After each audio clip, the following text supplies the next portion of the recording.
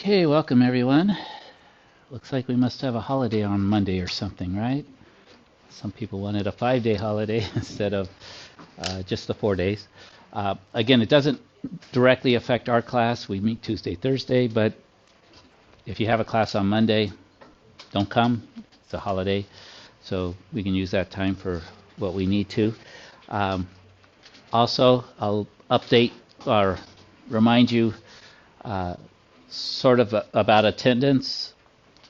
I appreciate all of you for being here because it makes my interaction better. You get good questions. I could be doing all of this, and just like when we were in the lockdown, we were doing it. I was in a room by myself. Am I doing Zoom meetings with this, or not even Zoom? Sometimes just recording it. Yes, it gets the information out, but it makes it nicer when we've got even if you're not asking questions, a lot of times to go around, I see facial expressions. Yes, you're understanding. No, you're confused. So that's really helpful. So I appreciate you being here. With that being said, I also want you to be doing things in the most skillful way possible. So if you have a long commute, 45 minutes, an hour, mine's 45 with the traffic, sometimes an hour with the traffic. Sometimes if this is your only class, you're spending 2 hours to commute to a class that you spend an hour in it. Maybe if you spend 3 hours studying and you had a video to watch, that would work. I'm totally good with that. That's why I do record it, so that you can fit it in when you need it. Also, sometimes you get sick. Sometimes you have to take care of family members. So that's all okay. It's about what you're learning. That's what we're going to assess. The majority of the grade in department policy is about 70% is done through tests. We do have the recitation course that's a little different. It's kind of designed for you to be there and for you to interact. I get that, but the lecture portion, be here when you need to. When you're not, at least engage through the videos or studying, and we're all good.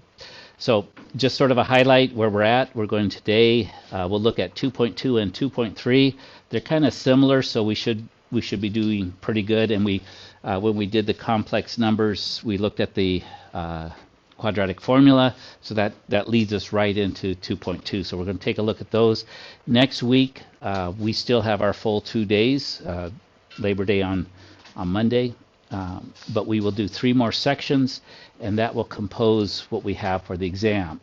The exam will take on the Thursday of this week down here, 9:11 to 9:15. On the Tuesday, we will have some review material. And actually, before Tuesday, I will get you the review exams. This weekend, actually, I hope to kind of do that review, get you some additional information for that. And what we will do with that Tuesday class is open up for questions and also go through them. What I try to do with the exam reviews is I try to get a copy of the types of questions that are likely to be on the exam. I like to work through them on video so that those are available for you. So if there's one that you struggle with, you could watch the video, back it up and stuff. But also, those are the type of things we can work in class. So we'll hopefully have both those resources.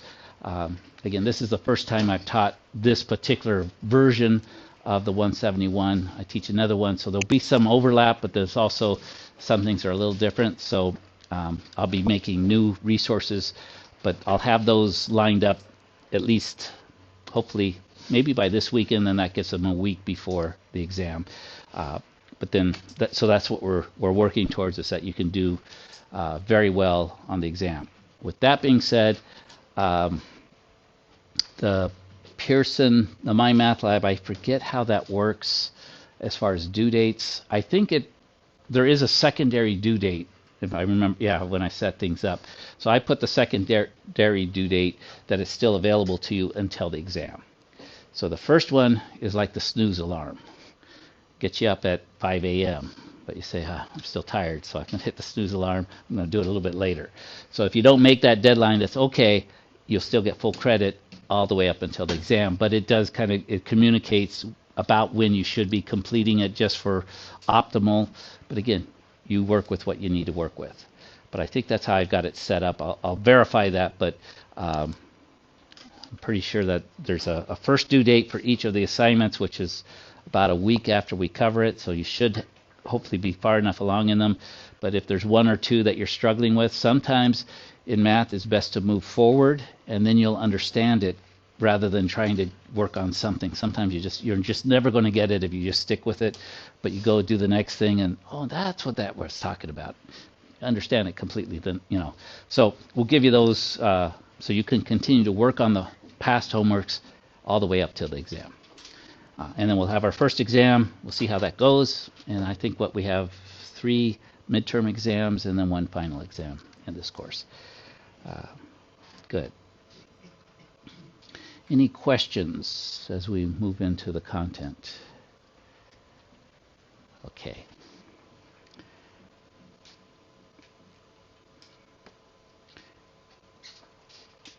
And as you see, I've got sort of things set up for the next one. So tomorrow, Friday, is sort of my office day where I sit and do a lot of processing. So I'll get things updated. I'll get these next week's stuff to you so that you have all the stuff for the exam. And then I'll work at getting, actually, I haven't looked at this stuff, but why not? I'll go ahead and publish it all. What's this? Oh, it's just an assignment, so I just had to make sure that it didn't actually give you the exam, that I, break some kind of rule or something. So that's okay. So there's a little bit of a review. I haven't checked it, but I will. If you want to look it over, you can kind of do that. Okay, so we'll get into quadratic functions, and again, there's some additional sort of notes that were provided by the coordinator. Use them as you see fit. And we'll take a look at quadratic functions. Go to the slide deck. Close that. I am recording. Okay, good. I've got my keys things here. So we're going to look at quadratic functions. So these are all functions that are x squared, right? And quadratic functions have a look that is a parabolic. It's a parabola, either up or down. We use quadratics a lot for projectiles, throwing a ball in the air and coming down, because that's how gravity makes things work on our Earth. A missile goes up and comes down. Gravity is what brings it back down. Shoot a rocket up with enough force, it'll break through gravity, and then that's how you get people to go to the moon or Mars or send things out there. But every other projectile will follow the path of a parabola. Could be a very, up and down, but it will be parabolic. The other one is the one that goes up. We use it in various other things, and again, it has some of the features that a quadratic has. It has minimums or maximums. So that's from the vertex. So the vertex is an important point on the parabola. So part of what we're going to do is we're going to work to figure out what that vertex is. The other things that's important with quadratics, if we put it on a graph, again, in terms of projectiles, that graph, usually the x-axis is the ground. So when does it leave the ground? Where does it go off? All that kind of stuff. So x-intercepts,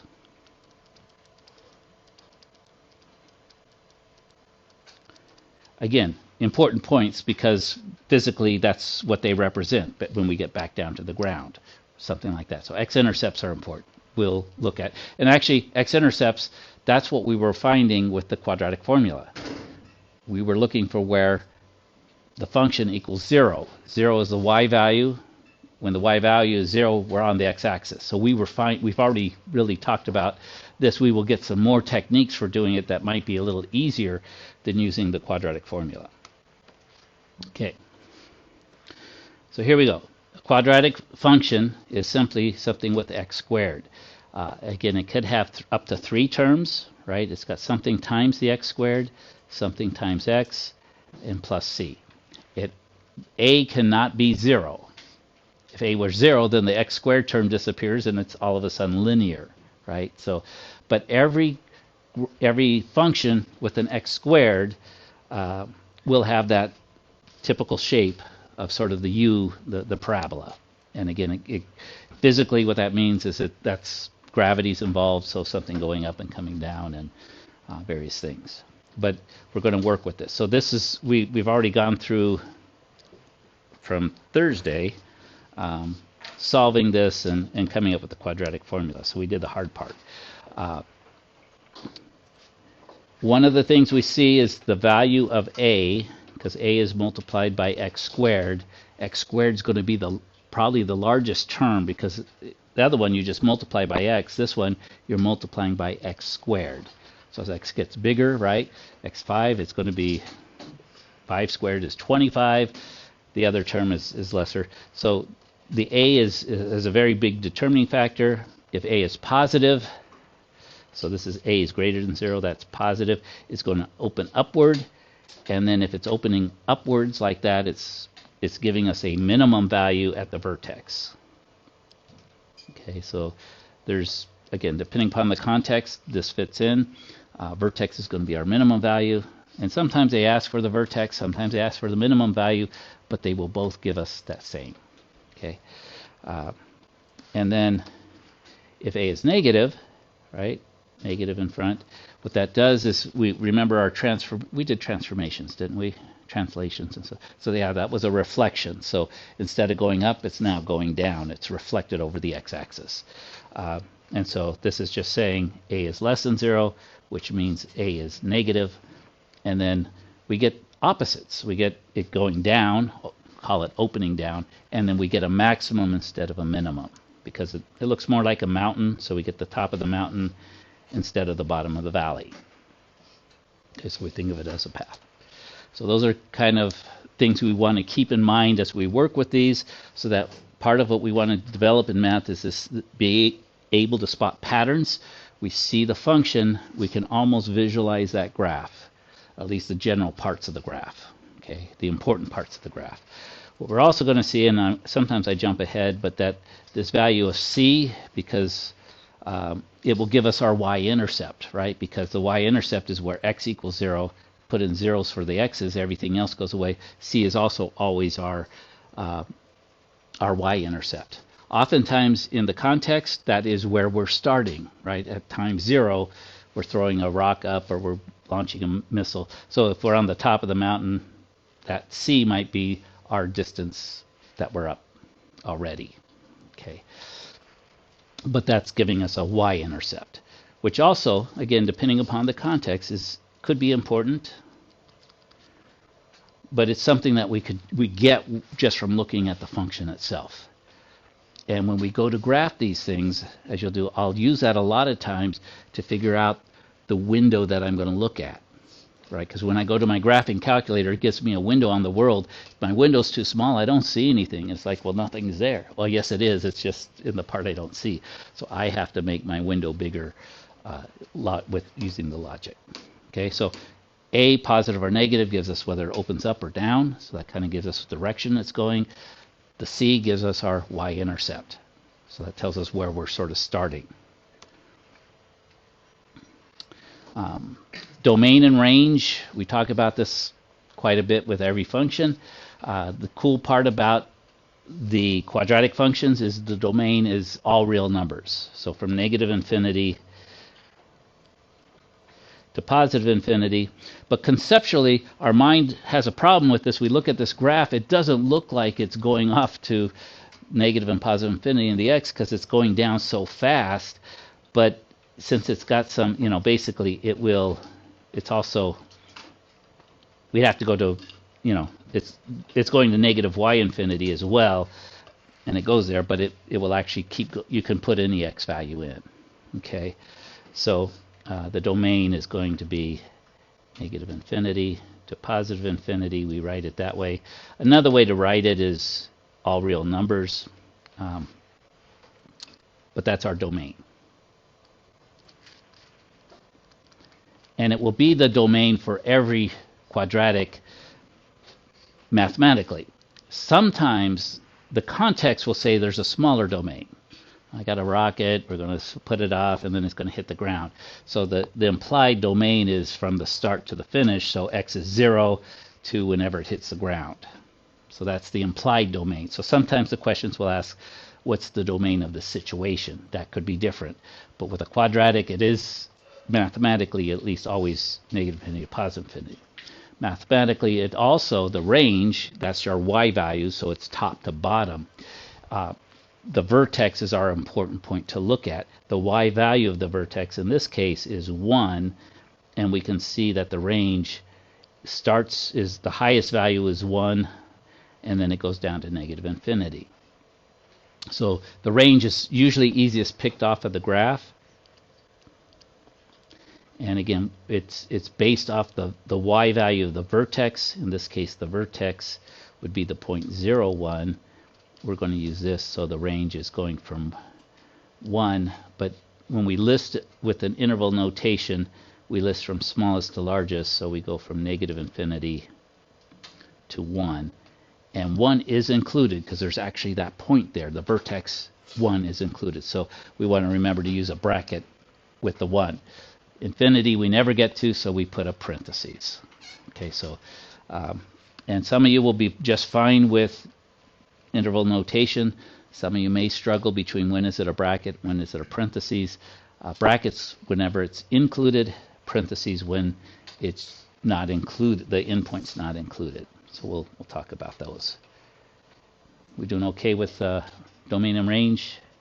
So again, for quadratic functions, domain is typically an easy answer. It's always the same, negative infinity to positive infinity. The range, though, we have to know where that vertex is.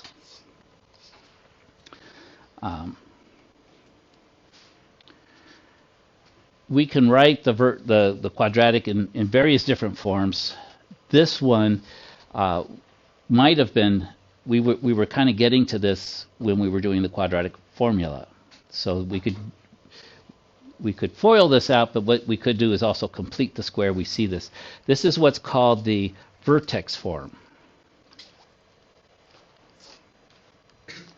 And it's one way, if we can get and we can do this with every quadratic, we can actually get it into this form by completing the square. I'm going to tell you that's the harder way to get to the vertex. I'm going to also show you an easier way. Actually, we've already figured out an easy way. But when we have it in this form, the reason they call it the vertex form, actually the vertex form is specifically x minus, they use h and k. I think it's x minus h that they use. And then they put plus k, something like this. And what you see is that the vertex is going to be, notice this is negative, it makes a positive k, and this is h. K takes the value. So if I have it in this form, what I know is that it's the opposite of whatever this number is. So this is a positive 3. So the vertex will be at negative 3, negative 2. So that's the thing you have to remember, is the h is the opposite of whatever sign's there, but the k is the same. So it's kind of like when we did transformations, right? Inside the function, if we're changing the x, it was always the opposite. Outside the function, when we're changing the y, it was always exactly what it was. Okay, so this would be the vertex when I have it in this form. And again, the book may walk you through, here's the function, find its vertex, and the way they show to do it may be using completing the square. I'm going to show you that. Actually, I don't like this form because it's actually, there's an easier way if I have it already written out. Okay.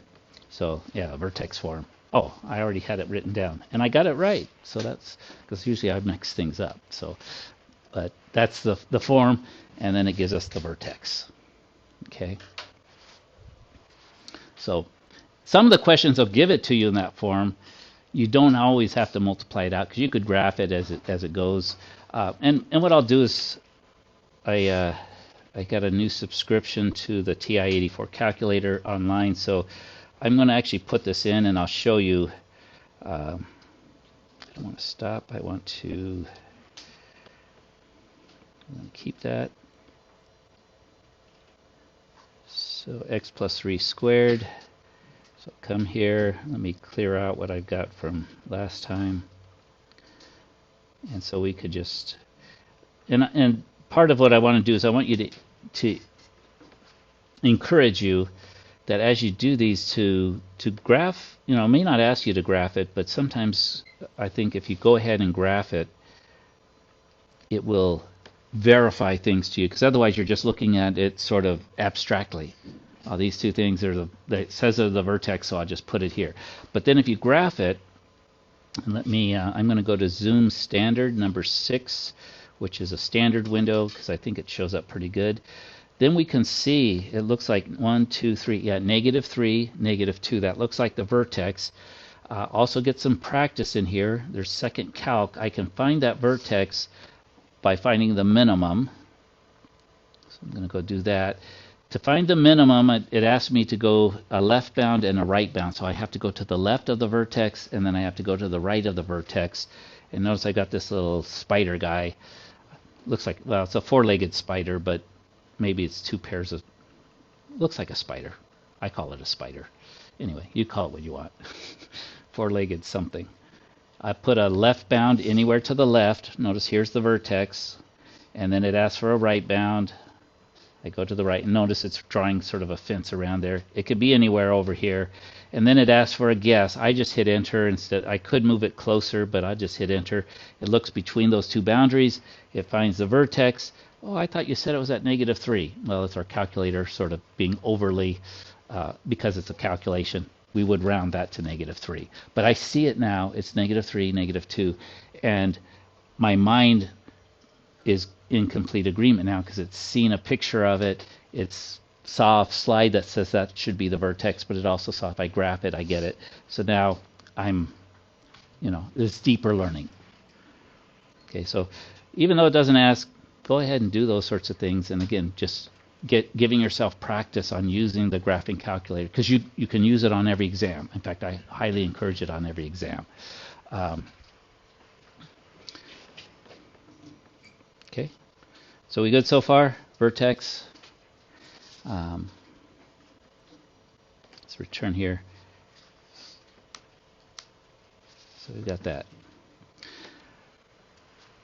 We did this the other day, so we'll do it now because this one actually may have a solution. So we were using this with complex solutions. We would get the square root part would be negative, right? And so we'd have this I, and that was the only way really to do those. This one, we could actually, there's multiple ways. We could potentially factor it. We could graph it. What we'll do is we'll use the quadratic formula, and then we'll graph it so that we can compare our answers that way. Okay, so remember this first number here is, sorry, this is our A, this is our B, and this is our C. So we're going to use this formula, plug it in. So we get that x equals, and remember when we're using the quadratic formula, what are we getting?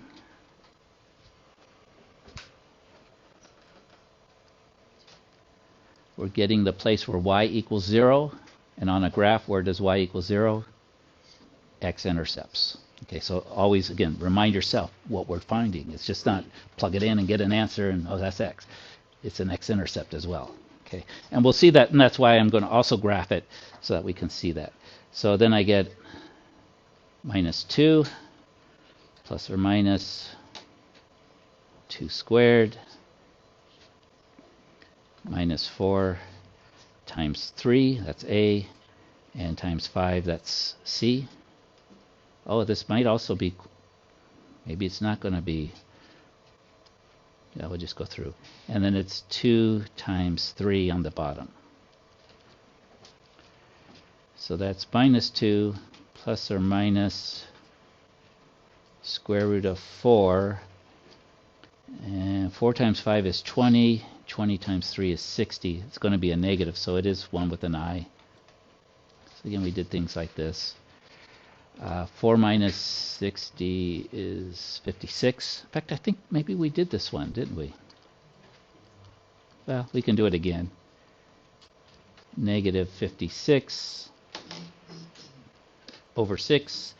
And then we recognize that 56 breaks down into 7 times 8.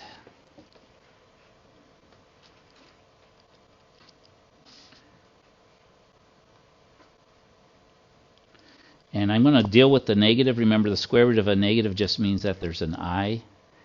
And then there's going to be 8 times 7 or 4 times 14 gives us 56. And what I'm looking for is a perfect square. 4 is a perfect square. So that's going to help me with that. So that's negative 2 plus or minus 2 square root of 14 I all divided by 6. 6 has a 2 in it, right? 2 times 3. So I can divide both of these. So 2 divided by 2 is 1. 2 divided by 2 is 1. So I can write this as my final answer, not negative 2, negative 1 plus or minus 1 times the square root of 14. And then the I has to stick out there on the outside, all over 3. And again, on the homework, they may ask you for 2 answers, so you list one as plus that, the other one is minus that. We good so far? Okay. What I'm going to tell you also is, as we've done through this, notice, remember when we were dealing with this, we could also break this up. This could be, let's do it here. We could have written this, or actually this, as minus 1/3 plus or minus the square root of 14 over 3i. Okay.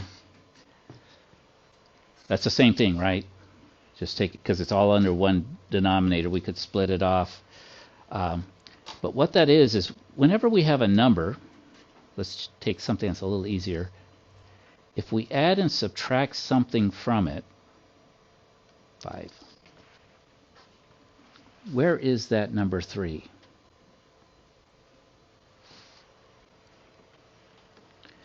Well, if we add 5 to 3, what do we get? If we subtract 5 from 3, what do we get? Negative 2. Where is 3? 3 is right in the middle.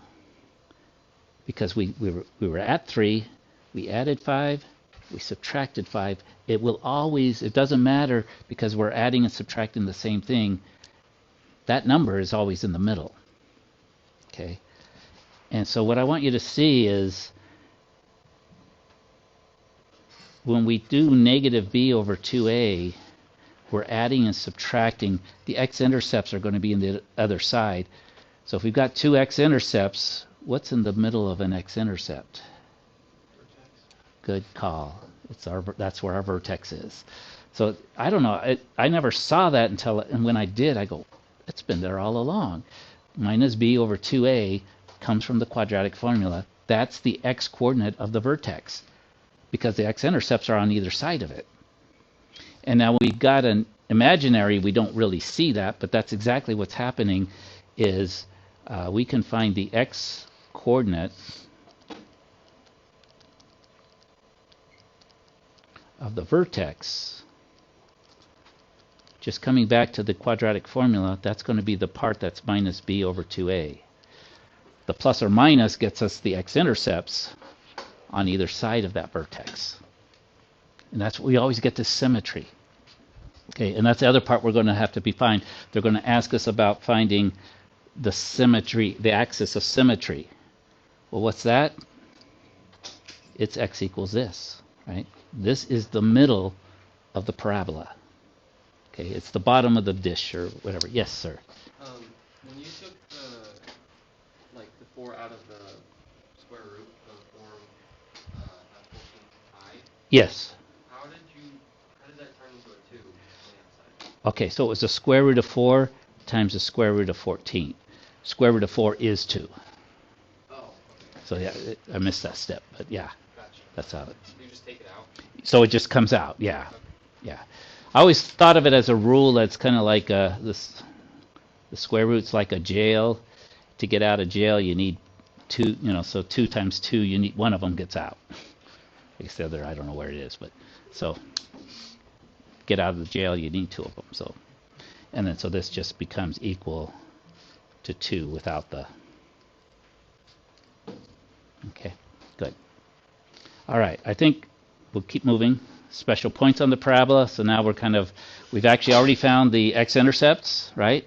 With the quadratic formula. We'll also see other ways. Anytime we've got the quadratic equal to 0, that's going to give us x-intercepts. So there's multiple ways to do that. We found y-intercepts. Yes?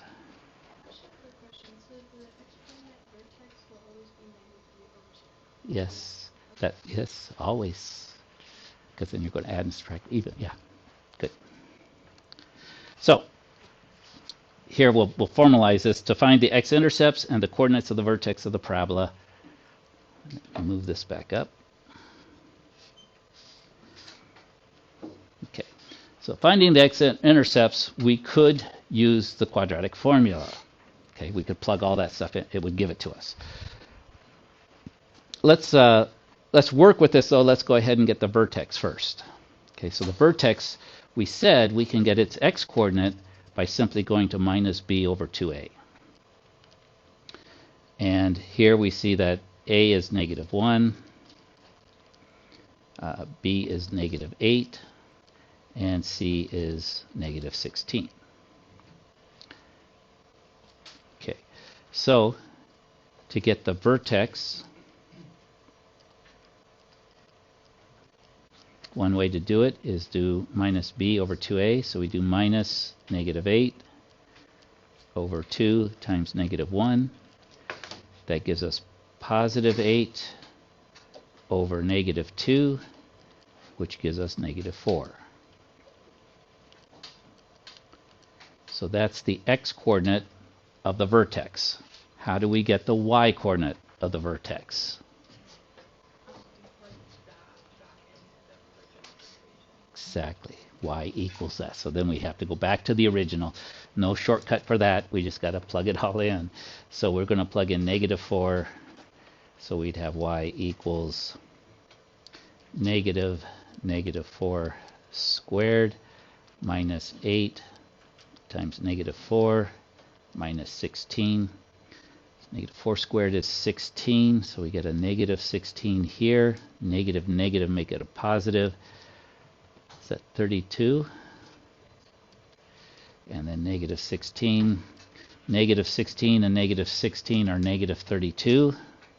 So we end up with 32 minus 32, 0.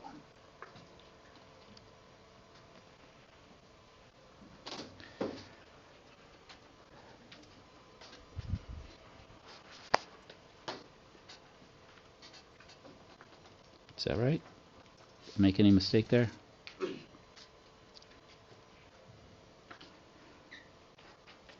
Okay. When I have a point that is a number comma 0, where am I on my graph? I'm on the x-axis. So what I'm going to do is I'm going to sketch this a little bit, because if I'm on the x-axis, what do I have? My vertex is also an x-intercept. Yes?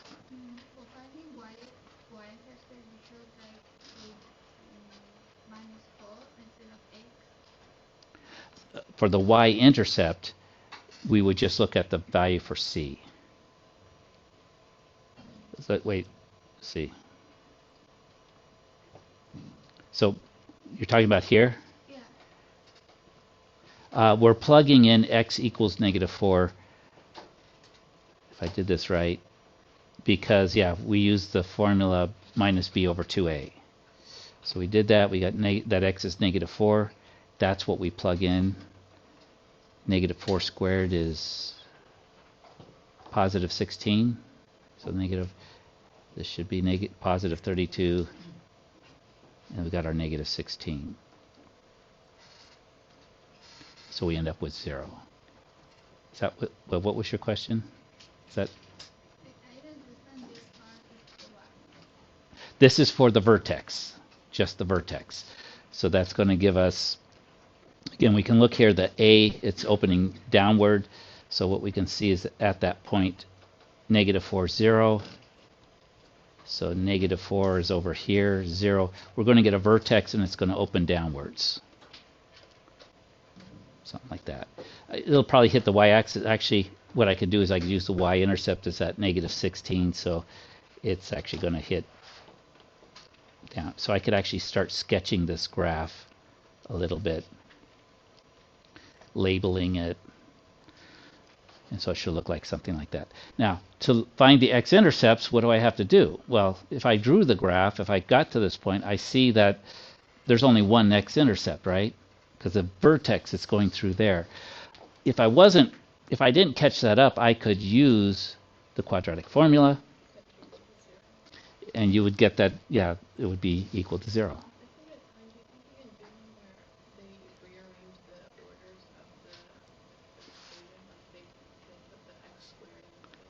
Sure, sure, sure.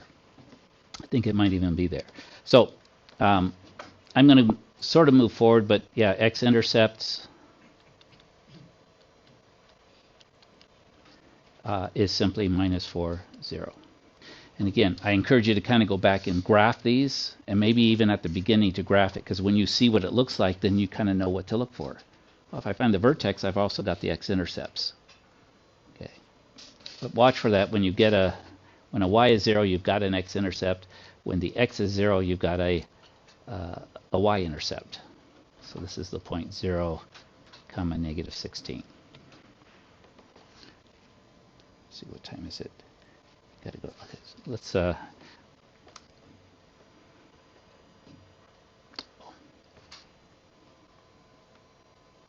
I'm going to erase some of this so I can do the second. I forgot I had a second problem in here.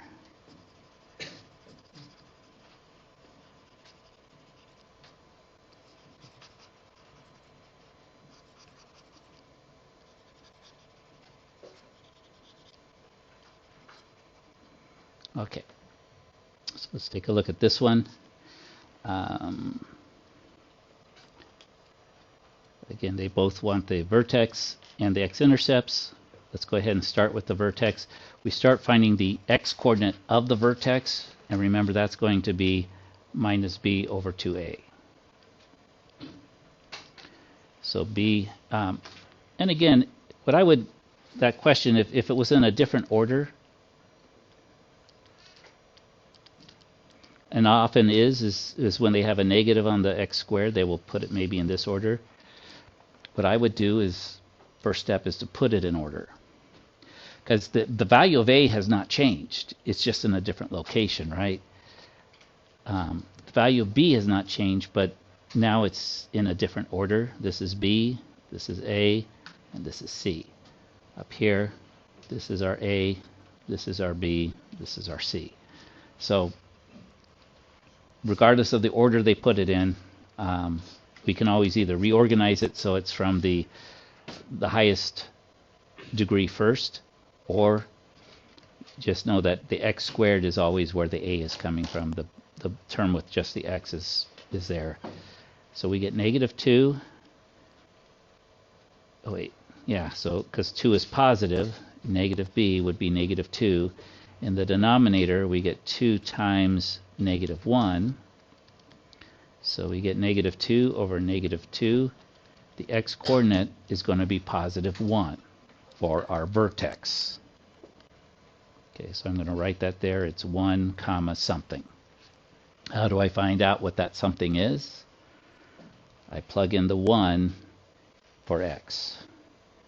So then to get the y value, y equals -1 squared plus 2 times 1 plus 15. So there is 1 squared is -1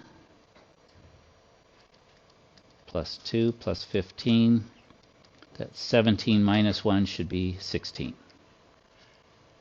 Okay, so that's our vertex. Again, we could do a little sketch because we know it's opening downwards.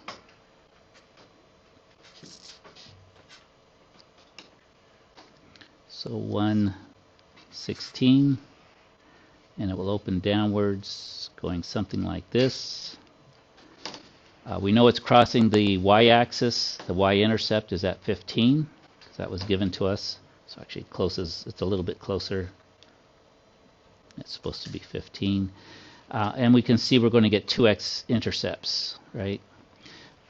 since it's crossing over the y-axis, one will be negative, one will be positive.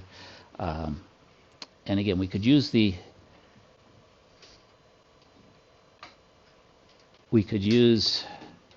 quadratic formula, or we could factor. So we're looking where y equals 0. And you guys did some factoring in recitation, right? So what I like to do is I don't like a negative on the x squared, so I would rewrite it as, and we can do this with 0. We'll get the same x-intercepts. I'm going to put it as positive x minus 2x minus 15. So I multiply by negative 1 on both sides. And it works when I have 0. 0 times negative 1 is still 0. Okay, so that's all I did, is multiply both sides by negative 1. It just makes it easier for me to factor, because this is now going to factor into two binomials. Sorry. It's going to be x times x. 15 is 3 times 5, and if you subtract 3 and 5, you get 2. It's negative, so one of them's negative. So 3 times 5 gives us 15. One of them's negative, and with this middle term, since the middle term is negative, the bigger number has to be negative, right? Because we end up with a negative sum. So if we have 5 as negative, add 3 to it, you still get negative 2. So that's what that factors into. And again, you could FOIL it out to check it. We'll get negative 15, and we'll get a middle term of negative 2x, and we'll get a first term of x squared. And again, it works because we set it equal to 0 and multiply by a negative 1. If we didn't do that, it makes it a little harder. And then we solve each of these. Now, so we've got two things that multiply to 0. That means one of them has to be, the only way you can get 0 is one of them has to be 0. If one of them's 0, the other could be a number, it ends up being 0. So then we get x minus 5 equals 0, x plus 3 equals 0. And so add 5 to both sides, we get one of our x-intercepts when x equals 5. Subtract 3 from both sides, we get the other one when x equals negative 3. Okay, so that's a method of factoring.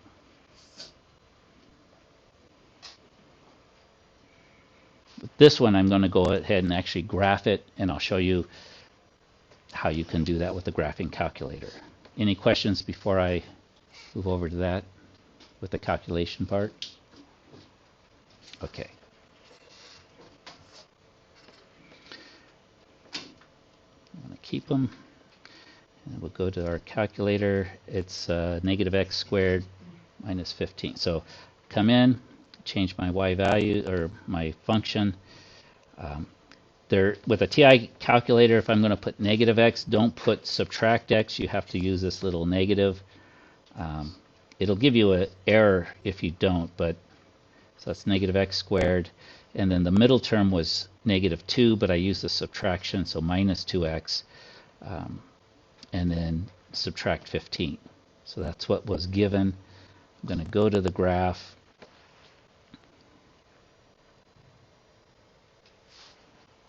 Wait. I think it was positive 2 and positive 15. You're right. The x squared, that was when I changed it. So thank you. See, I tell you, you got to be careful. These were originally positives. I only changed them negatives for factoring. But that, yeah, that's why and I don't see all the graph, right? Because my graph's only going up to 10. So I go to my window. My y maximum's only at 10. Let's go to 20. Again, I kind of know from what I've done it needs to be at least 16. But this lets us see the whole graph. And I can use the graphing tools to find x-intercepts and the vertex as well, right? So I've already found a vertex with it, and I can kind of see, yeah, that looks like 116. But let me just show you finding the x-intercepts, which are called zeros, because that's where y equals 0. This is kind of confusing. It's not where x equals 0. Those are y-intercepts. Zeros means where the output, where y equals 0. So those are our x-intercepts. And again, it's the same process. We have to do a left bound. But in this case, that means we're below the x-axis. Notice we're to the left of the x-intercept. Enter. and then we go to the right of the x-intercept. So the x-intercept is in between them. Enter, enter. There it is, -3, just like we found, is one of our x-intercepts. You can do this sometimes, especially like if you're having trouble factoring. Do this, find the x-intercepts, and then you could take those numbers and factor. To find the second one, we have to do the same thing again. So we go second calc, number 2, which is find the zeros. And again, this time our left bound is actually above the x-axis, right? Because this is to the left of the intercept. And then I have a right bound, which is below the x-axis. And notice it draws in the two boundaries. And my x-intercept's in between them. So I hit enter for my guess, and I see x-intercept of 5. So again, you can use your graphing calculators to do these ones. And sometimes we're going to need to, because it won't be an integer value. It'll be 5.236 or something. The only way you can find it is with one of these. So,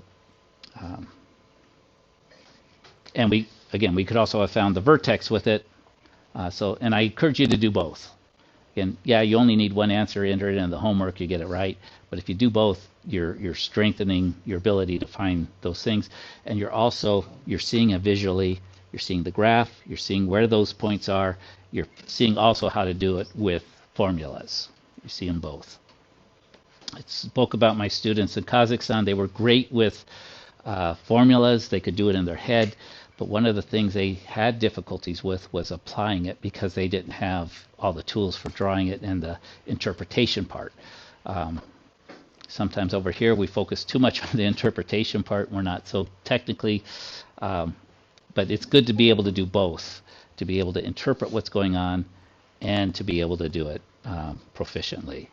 Of course, they were only in 10th grade, so maybe that's what they built up during their university years. Okay, I got to keep moving, otherwise, because I got to remember I got 2. So we did that. Use the vertex and intercepts to sketch the graph of a function. So again, we could kind of do this, and again, try it. If you need to look at the graph first and then sketch it, that's fine too. But we see it's opening upwards, right? Because of the value of a. This is our last one, so that's good. But we've got another section which is going to be similar. So it's going to open upwards, so I know it's going to go like that. I've got a y-intercept, so I know the point 0.06 is on there. There's my y-intercept. The x-coordinate of the vertex, I can find that relatively easy, minus b over 2a. So b is 12, so that's minus 12 over 2 times 1, which is just 2. So that's going to be minus 6 is going to be my vertex. And the y-coordinate would be minus 6 squared plus 12 times minus 6 plus 6. So that's 36. 6 times 12 is 72. Okay, plus 6. Looks like we're going to get negative. This is half. So negative 36, negative 30. Check me on that. I'm not 100% positive but it seems about right. So there's our vertex. X-intercepts maybe with factoring, right? I think it'll factor maybe x 12. X 1 times 6, 2 times 3 is 6, but we're not going to get 12. What's that? Yeah, you got to use the quadratic formula. Yeah, it's not going to factor. But what I'm going to do is I've got enough to kind of get a good sketch, right? Negative 6, negative 30. So here's negative 6. Negative 30 is like way down here. I know it's opening upwards, and I know it's going to cross at 6. So I'm going to get something like this, and then it's going to be balanced over here. And again, we could use a quadratic formula. I'll let you do that. But we could also come here and graph it. We'll just do that real quick. X squared plus 12x.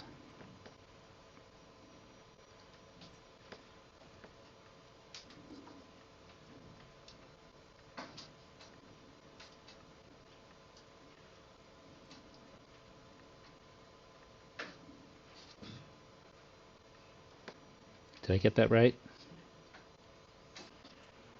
Looks like it. And again, I don't see it all, so I get practice. This is some of the things you're going to need practice with as well. We know we're down at negative 30, so that was helpful. How about let's go to negative 40. And then maybe our x, negative 20. I'm just, a lot of times with the window, I'm just kind of guessing and see if it gives me a good view. And if I got a good view, I could do that. And again, we can see our x-intercepts are not on the integer values. So they're not, it won't factor. We'll get some decimal ones. Again, you could use that tool again to find those x-intercepts. But actually, this is what I'd like to get in the habit of always having your graphing calculator there. When you need to graph it, just graph it. But if you can, what the thing is if you could kind of visualize what's happening. Do we need to get exactly where those x-intercepts are? The graph will do it for us, the graphing calculator. All right. Question?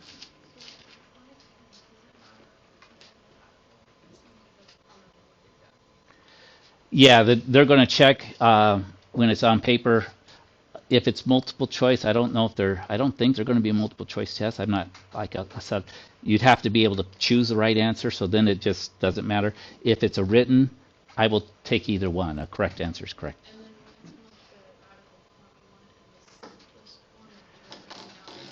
For the test, I'm going to just, I'll take it, I'm not going to mark anything off on it, so yes.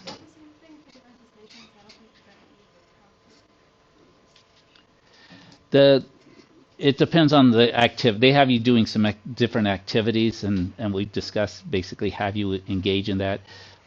Your recitation, Jasmine is the one kind of in control, so whatever she says, it's almost like two separate classes, but we've worked, and philosophically we have an agreement that it's, we're working to just get you to understand it. So just look at it. If it's doing it in a way that, it may stretch you there, but what I'm going to look at is, and what I'm assessing is, do you have a way of solving it?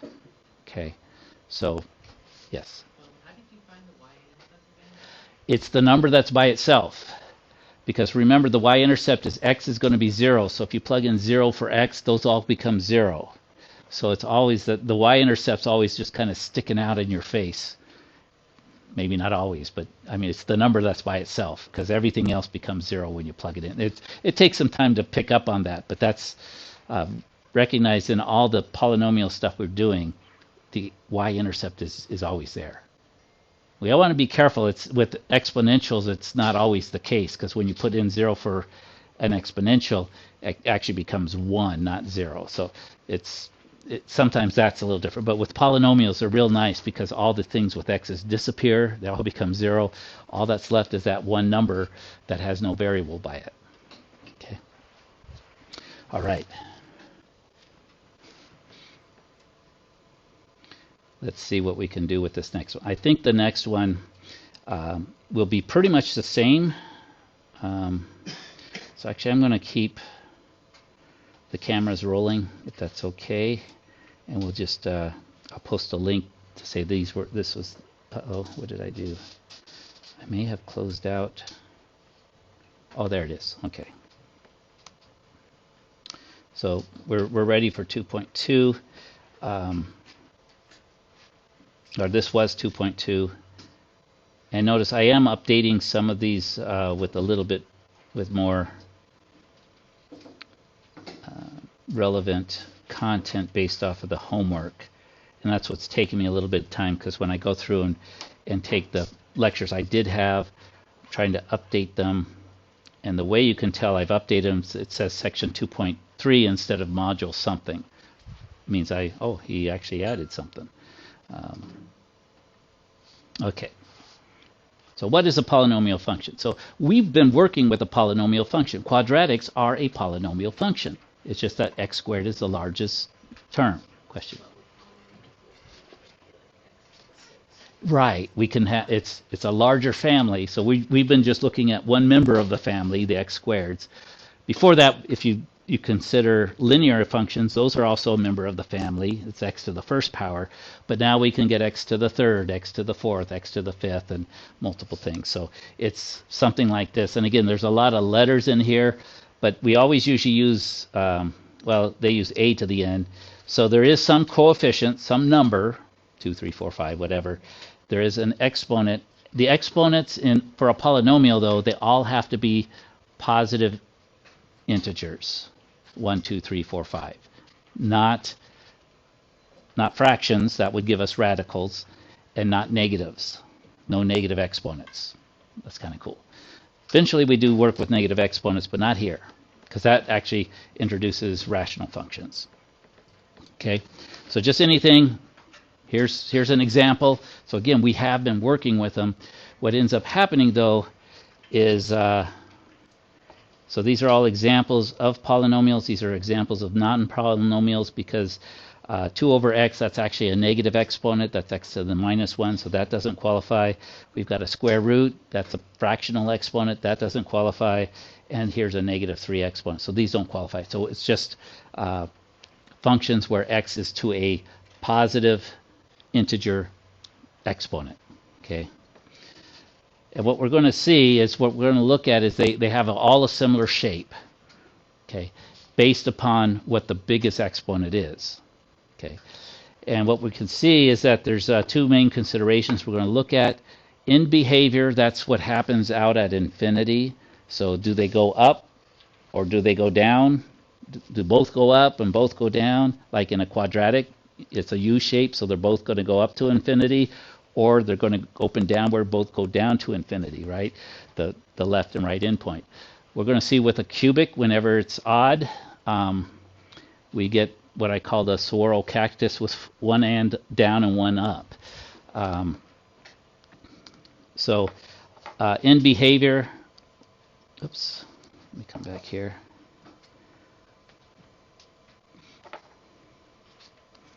So if it's even, we get 2 things. It'll either go like this. And again, the middle could be wobbly. There could be more going on in the middle because it could be like x to the 12th power. That's an even exponent. Or we get it going down like this, where they both go down to negative infinity. If we have an odd exponent, so this would be like x to the 3rd, x to the 5th, we get sort of this sort of behavior. This is the standard one. If the leading coefficient is negative, we get it to be opposite, something like that. Okay. The other one is multiplicity. This has to do with x-intercepts.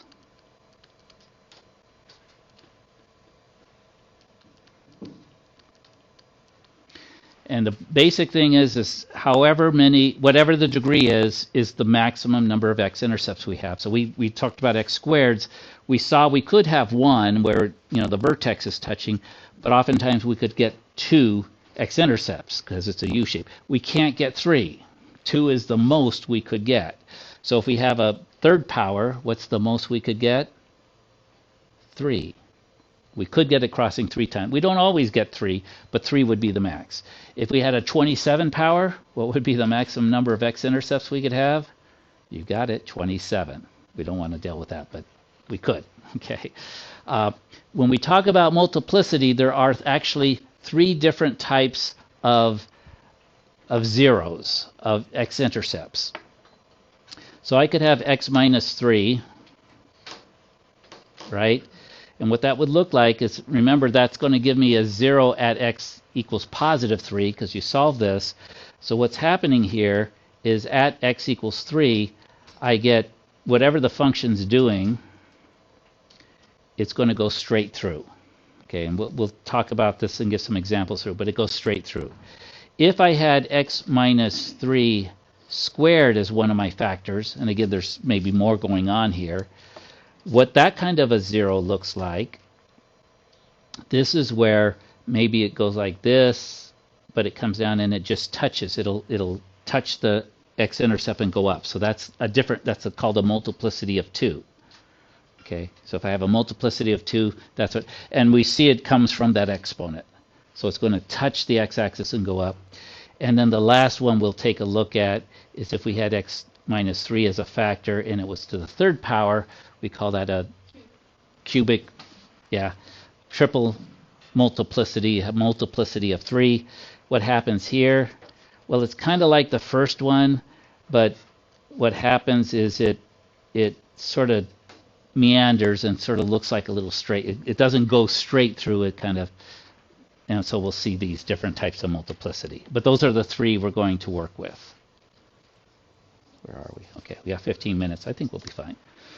So 4 cases for in behavior, even, odd, positive, negative.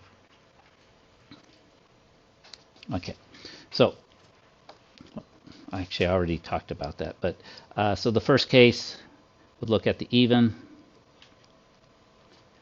And again, it's all based on x to the even power. It depends on whether this sign is positive or negative. Okay, if we have a positive first sign, then what we know is we've got a U shape, so they're both going to go to positive infinity. The y values, when we're talking about in behavior, we're asking about what's happening to the y value. So this is both go to negative infinity. If we had a negative, so negative first here, the negative coefficient, again, the exponent is even, it's 2, 4, 6, 8. We get a similar looking graph. It'll look pretty much like a U shape, but it'll be going down. So this one over here goes to positive infinity. This one will go to negative infinity. So that's kind of the easiest one to remember, is if there's a negative leading coefficient with even, they both go, the y values both go down to negative infinity. If it's positive, they both go to positive infinity. One that's a little bit more difficult is the odd. So I've got some function to an odd power. That's not 0. I'll actually maybe go like this. And again, then I determine whether it's even or odd.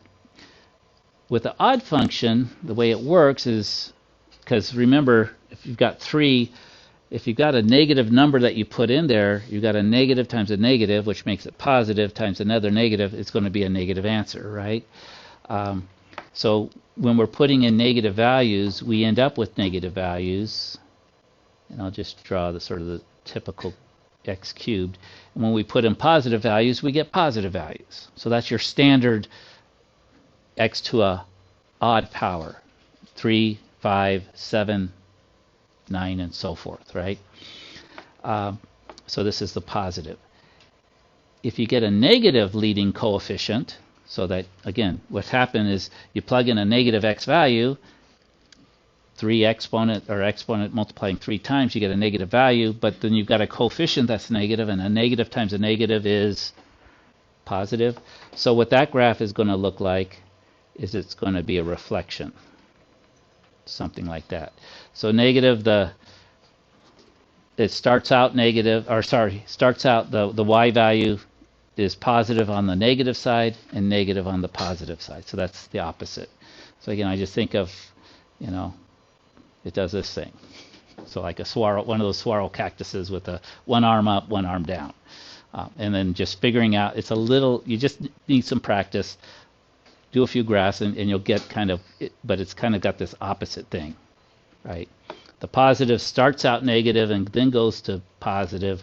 The negatives start out positive and then go to negative. So it's just some practice. And again, the goal here is that when you see a function, a polynomial, you start to visualize what it might look like. So this is at the big picture. We don't know what it looks like in the middle. Again, if it's x to the 27th, there could be 27 little things in the middle. But at the end, we know it's going to look like this. One end eventually goes to negative infinity, one end goes to positive infinity, and it's based upon the leading coefficient. Multiplicity, I'm going to skip over this because I already talked about it. We'll look at some examples, but it has to do with x-intercepts. Some things we want to remember, though, when we talk about increasing an increasing function, what are we talking? What is increasing for an increasing function?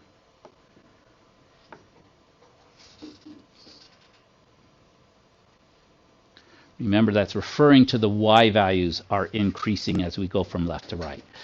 When we're reading a graph, the x values are always increasing because we're going from negative to positive. That's how we're supposed to read a graph, is left to right. Be careful, some of us are bidirectional and we can read it both ways, but then that messes us up. So left to right, x is always increasing. If it's an increasing function, the y's are getting larger. Decreasing function, same thing, the y's are getting smaller. Okay, so these refer to the y values. What is a turning point? Well, it's where we go from increasing to decreasing, or it's where we go from decreasing to increasing. So these are two different types of turning points.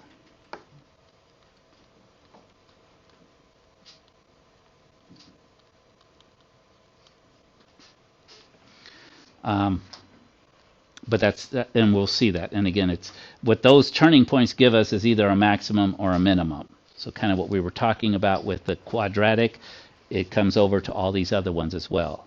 It's just you may have more than just one minimum or maximum. Yes, sir. So an inverted parabola is a decreasing function? Inverted parabola. Upside down. Not always. Part of it, parabola always has half of it that's increasing, half of it is decreasing. Oh, okay. And because of the vertex, it will have a turning point. So anytime we have a maximum or minimum, we've got a turning point. So on one side, we're always increasing or decreasing. The other side's the opposite. So we always just think of it physically. You either, when you go up a mountain, you're going to come down the other side. Even if it's Mount Everest, you eventually come back down. If you're in a valley, no matter how deep the valley, you eventually will go. You'll come down into it. Eventually, you'll get back out of it. If you live long enough, you don't get, Death Valley, right? You don't want to die in Death Valley. Okay, here's an example, and that's what we're going to do. So let's talk about this, then we'll graph it, and we'll see. So let's first talk about in behavior. What is the degree of this polynomial?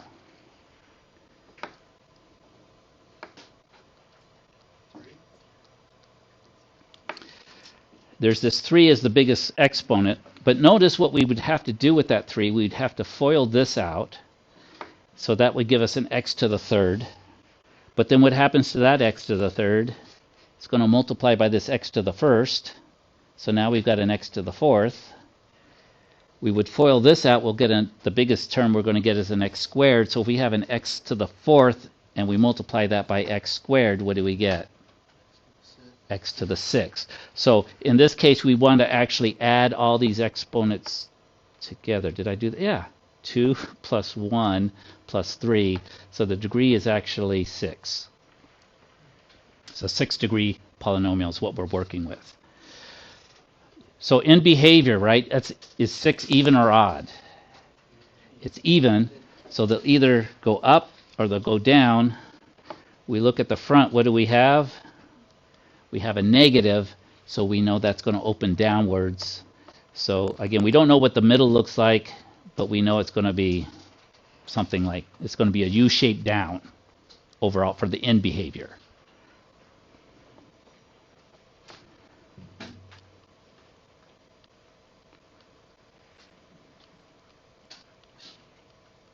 So we typically will do this as x goes to negative infinity, the y value or the function value also goes to negative infinity. As x goes to positive infinity, I'll emphasize that with a plus, y still goes to negative infinity. So that's one way of showing that. So the long run, when x is really big or really small, it's going to infinity. What about multiplicity?